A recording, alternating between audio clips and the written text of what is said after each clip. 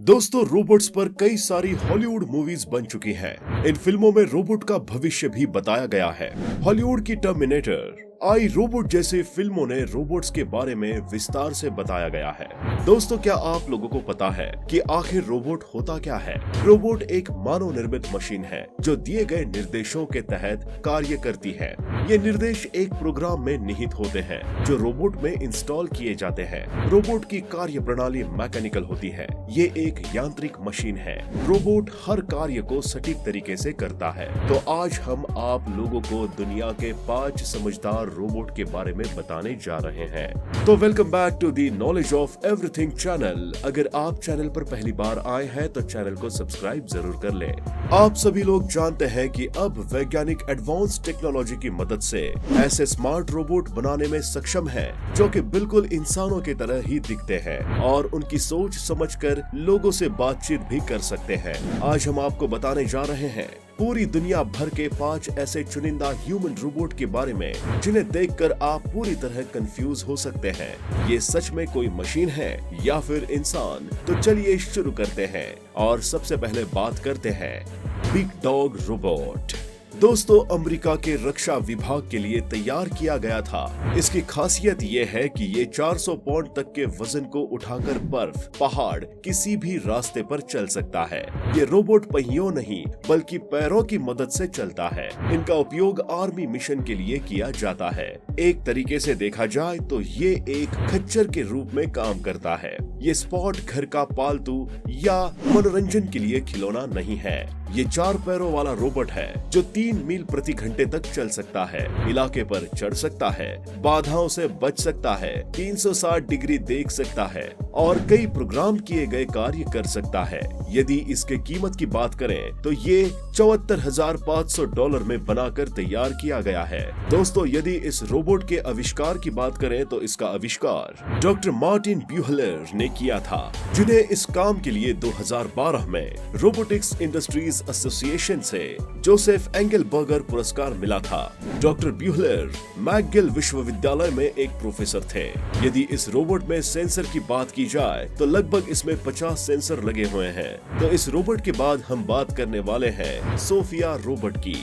Sophia robot को दुनिया का सबसे इंटेलिजेंट और स्मार्ट रोबोट माना जाता है। सोफिया दिखने में बिल्कुल इंसानों जैसे दिखती है और बोल भी सकती है। इसे हांगकांग के हैंसेन रोबोटिक ने तैयार किया है। इस रोबोट का व्यवहार बिल्कुल इंसानों जैसा ही होता है। इतना ही नहीं, ये 62 तरह के एक्सप्रेशन भी दे सकता है जिसे ये इंसानों से बात करते समय इस्तेमाल करती है। इसे लोगों के साथ काम करने के लिए तैयार किया गया है। सोफिया नामक इस रोबोट को बनाने के पीछे डेविड हैंसन का हाथ है। हैंसन रोबोटिक्स नामक कंपनी रोबोट बनाने के लिए दुनिया भर में पहचानी जाती है और इस कंपनी के मालिक डेविड हैंसन है।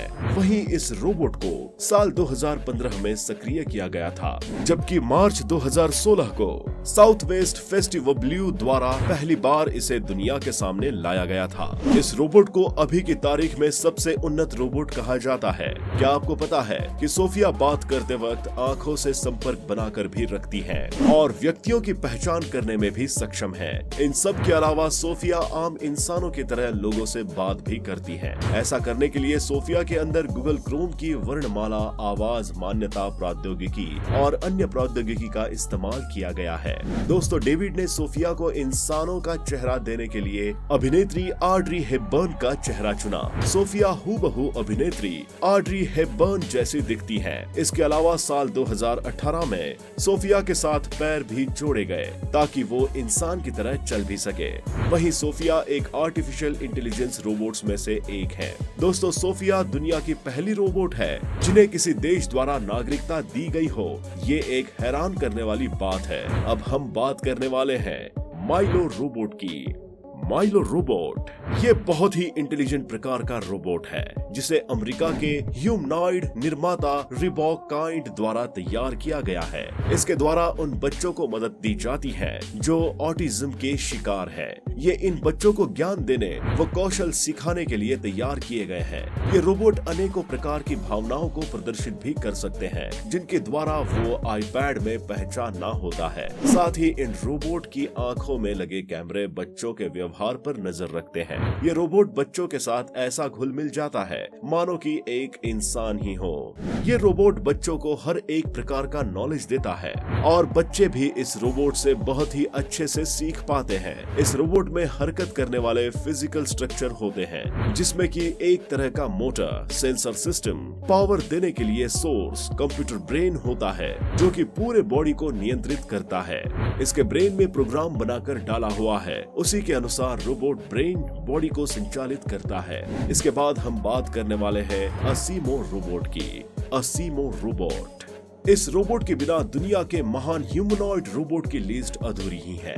ये दुनिया के सबसे इंटेलिजेंट प्रवृत्ति के और 130 सेंटीमीटर ऊंचे और 50 किलोग्राम वाले वजन के ये रोबोट बिल्कुल इंसानों की तरह ही चल सकते हैं, बातचीत कर सकते हैं। ये चेहरा और संकेतों को पहचानने में भी माहिर होते हैं। ये रोबोट जापानी, अंग्रेजी और चाइनीज भाषा में बात कर सकते हैं। इसको बनाने वाला होंडा चाहता है ये 2020 तक जापान में पर्यटकों की मदद करे। असीमो रोबोट पीछे की ओर चल सकता है, गेंद को लात मार सकता है, नाच और कूद भी सकता है।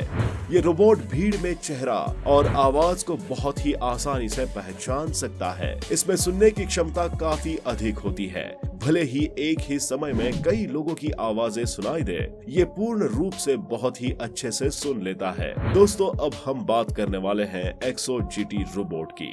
एक्सो जीटी रोबोट, इस प्रकार के रोबोट चिकित्सा विज्ञान के लिए बहुत महत्वपूर्ण है।